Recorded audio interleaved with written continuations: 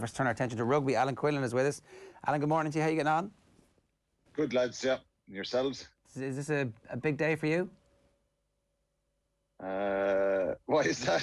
I don't know. It's just you're a man of a certain age. You're in the right cohort for some. Oh yes, yeah. I'm going today. Yeah, I'm getting the injection today. Yeah, sorry. I was thinking there, what's on the sporting agenda that I've missed today? No, vaccination day. Yeah, for sure. Is this the most excited you've been ever going to Lansdowne Road?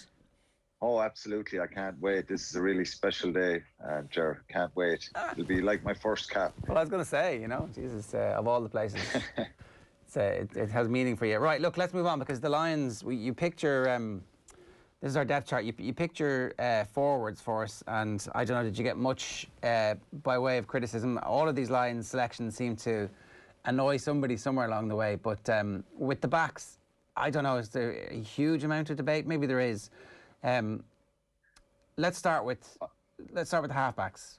What have you gone for? Yeah, I think the biggest debate will be whether Owen Farrell. Well, there's three options here. He doesn't start. He starts at 10, starts in the team, starts at 10, or starts in the centre, or doesn't start at all. That's four options. I think he's a fantastic player. I love his resilience and leadership and physicality. I think sometimes he's been criticised for that, but he's a real leader. I think he's a great player. Obviously, you can look at all the English players, Jared, throughout the Six Nations and think they've got a dip in form. There was various different reasons for that. I think the biggest one was the Saracens break and those guys not playing rugby for a long time. And the other teams getting better in the Six Nations, having a real crack off England. But I would have Owen Farrell as my 10. As my starting 10, given his ability and his mental strength. And I have Conor Murray inside him. I think they're my starting 9 and 10 for... This is all, it's subjective. And as you said at the start, loads of people will have different opinions and want different players in for different reasons. And of course it's the same with the forwards. You could mix things around and still have a very, very strong side. But just based on a bit of a hunch and what they've done before, I think Murray and Owen Farrell are the 9 and 10. And was anybody close to knocking either of those two players out of your team? Well, yeah, I think Dan Biggar has played really well for Wales, and he's a brilliant player. Finn Russell obviously is that maverick who can do something special. But I just think when you play the Springboks, it's about control and it's about playing in the right areas. And certainly you'll get a team who will be very direct and pragmatic themselves. It's not that I want to see the Lions kick the leather off the ball, but I think Farrell is a very good distributor as well. But at halfback, then you've got Ali Price and Gareth Davies, who Gareth Davies, was on and off the Welsh team during the Six Nations. Incredible talent. Very dangerous around the breakdown. He's a running scrum half as well. And Ali Price had a very good Six Nations for Scotland. I just think the way Conor Murray has probably fought his way back to find form and what he's done before and his physicality will probably get him the nod for that first set. Again, loads of stuff can happen here in the warm-up games, but I just think at the moment, I think they're the ones that I'd select. Again, you can change this up. I think Conor Murray is more locked in than Owen Farrell at 10 at the moment, because I think there's an option of playing Farrell at 12 as well, so that's a real option, or playing Biggar or Finn Russell at 10. So there's loads of different options there, but they're the two I'd go for at the start. Okay, so let's talk about the 12 position then. So the centres, you've got Aki Henshaw and Elliot Daly, is that right? Yeah, Chris Harris, who's played well for Scotland. A little bit, a few eyebrows raised when he got selected. Very, very good player. And Bundy Aki, of course, there was eyebrows raised because he hadn't played in a long time and wasn't starting for Ireland, the Six Nations. So, again, you could argue that this isn't a form selection with Elliot Daly at 13. He plays full back wing. He's very versatile. I just think the pace he gives you as an outside centre offers you a real attacking threat. He's a brilliant footballer. He's physical as well. And he's been on the Lions tour before. He was superb in New Zealand 4 years ago. So Robbie Henshaw, 12. I think he's the form 12 throughout the whole Six Nations, and even with Leinster, he's been brilliant. So he's for the last 6 months, he's been fantastic. Again, you can move things around here, and you can put Robbie Henshaw to 13 and Bundy Aki to 12. Well, I was going to ask, if Owen Farrell goes to 12, is that really bad news for Robbie Henshaw, or does Robbie Henshaw? No, Robbie Henshaw goes to 13. I think he's starting at the moment, Robbie Henshaw, definitely. And if Farrell goes to 12, Henshaw goes to 13. So again, you can move players around here. Bundy Aki is someone who, it wouldn't surprise me if he ended up having been brilliant in those warm-up games and the lead out in games into that first test. He's someone who could really grab the attention, and he has that ability to do that. So I wouldn't rule any of them out. Chris Harris as well. So I think that's what I'd go with now. Picking a team now: Robbie Henshaw, Elliot Daly. It did seem like he brought Bundy Aki to play in the tests. Like, you know, you're either bringing this guy, you're not. There's a very specific game plan which involves bringing Bundy Aki on the tour. I think, but Bundy Aki has to show him some form. I think and that's my point. Bundy Aki is an incredibly talented player who can do brilliant things. He's quick. He's very aggressive going forward, and he gives you that real kind of pivotal point if you want him to make hard carries in yards. And he's a good distributor as well. I think he's brought him because he believes he can do that. Whether he'll start him in the first test is solely down to Bundy Aki and how he plays in the lead-up games to it. So absolutely could happen. But why has he brought Elliot Daly as a centre? I don't think, when they were picking these players, I don't think he went, well, he'll fill a gap for us. I think all four could start. But the one that's, Tuolangi is the one that's a massive loss to this side, particularly, his power and strength and pace that he has. He's back playing. He's come back from his Achilles injury, played at the weekend.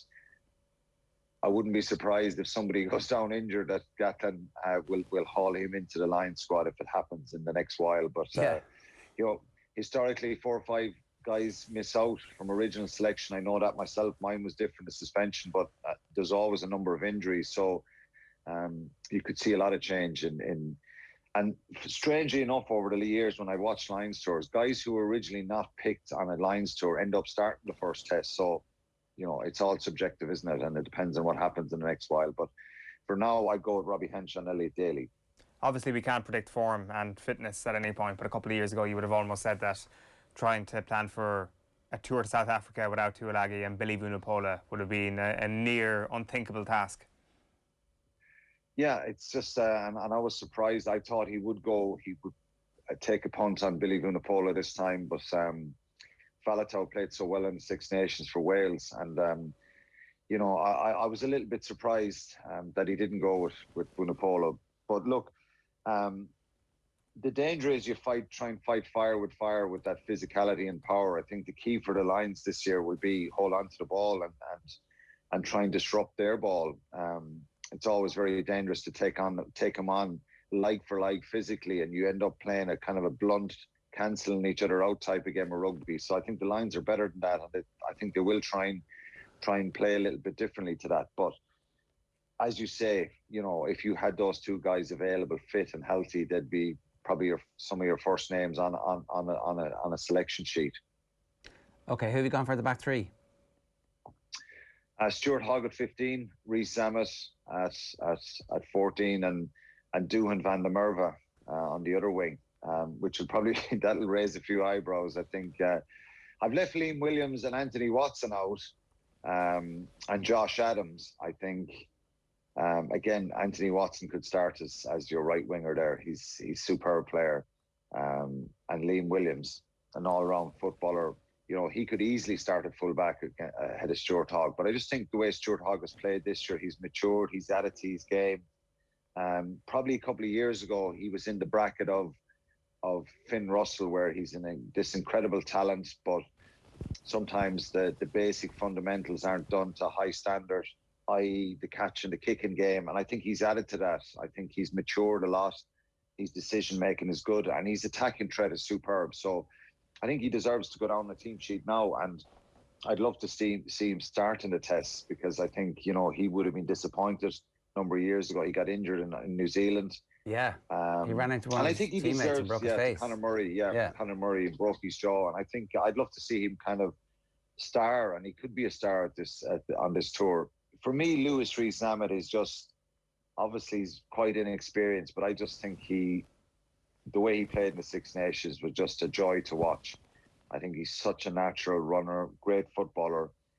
He's young, and that may cause an issue or two for Warren Gatland and his selectors if you know, that little bit of experience, with given that who I'm picking now is leaving out Watson and Liam Williams, and even Josh Adams, who's a very physical, confrontational type of player as well. But I think he's brought Van der Merwe for a reason, and I think he's big, he's quick, he's very, very physical, and he's hard to stop. So that's who I go with at the moment. People will probably say it's crazy to leave Anthony Watson and Liam Williams out of the side.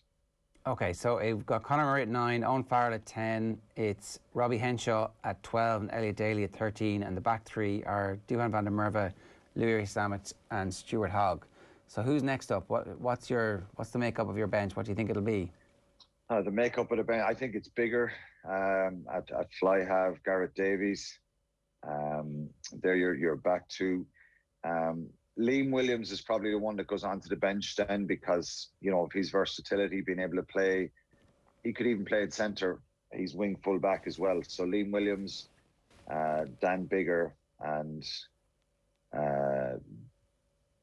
who did I say?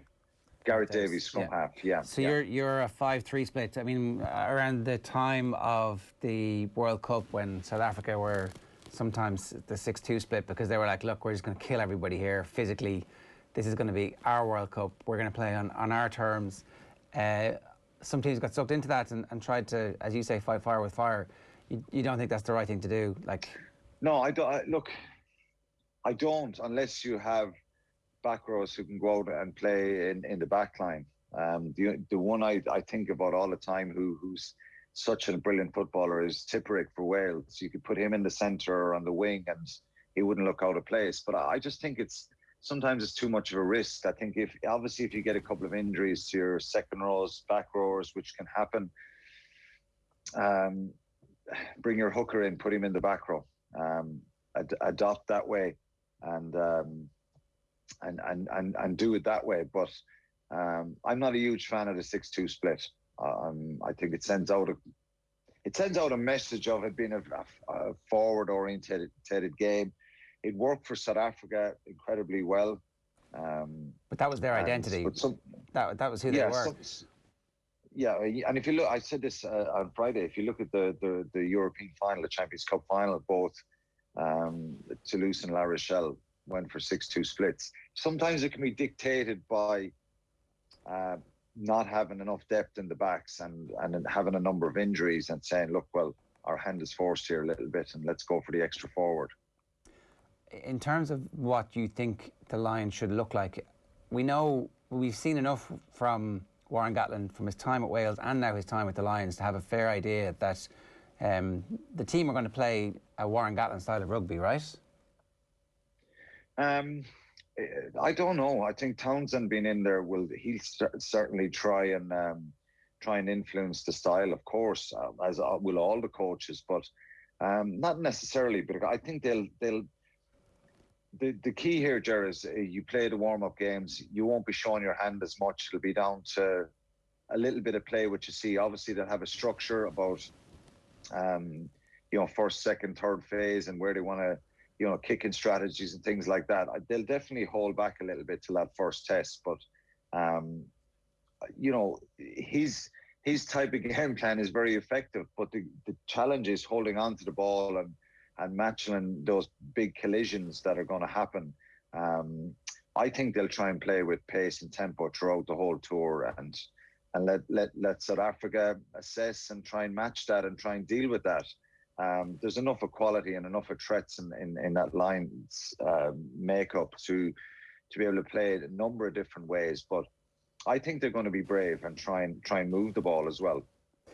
That's where they've had success over the years. Well, I think that's what they have to do, Ger. Yeah. I think, because I don't agree with the fact of, I remember Ireland going to South Africa a number of years ago, and I was there, wow, this is unbelievable, because they were just playing with tempo, pace, holding on to the ball, moving the ball, and they won that first test in Cape Town when CJ Stander got sent off, and I just thought their approach was brilliant. Now, their accuracy and the speed of breakdown and the clean-outs and all that were superb against a big, strong, physical side, and it was a South Africa that were, in transition and turning a corner and trying to turn a corner. They were in a bit of turmoil under Alistair Coetzee at the time.